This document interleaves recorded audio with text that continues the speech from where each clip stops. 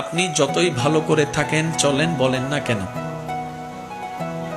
আপনি সমালোচনা থেকে বাঁচতে পারবেন। কিছু সত্য আছে মানতে না চাইলেও মেনে নিতে হয়, বাস্তব।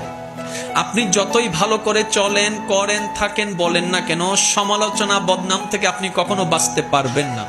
আপনি এর কাছে ভালো হলে দুইজনের কাছে আপনি খারাপ নিশ্চিত হবেন।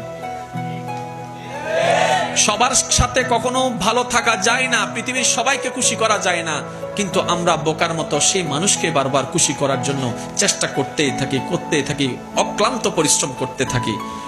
শ্রদ্ধার সাথে বলি, মানুষকে নয়, ওই মানুষের রবকে খুশি করার চেষ্টা করা দরকার।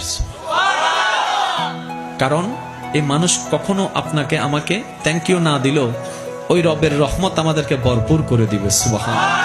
তাহলে সমালোচনা, বদনাম আপনি যদি মনে স্থান দেন, আপনার মন বারবার আঘাত প্রাপ্ত হবে, কষ্ট পাবে। তাহলে যেই জিনিস আমাকে বারবার আঘাত দিবে সেটা আমার রাখার দরকার নাই। সেজন্য সবাইকে শুধু ক্ষমা করতেই থাকবেন। মনে রাখবেন, যে ক্ষমা যত বেশি করতে থাকে তে তত বেশি সুখে শান্তিতে থাকতে পারে। সুবহানাল্লাহ।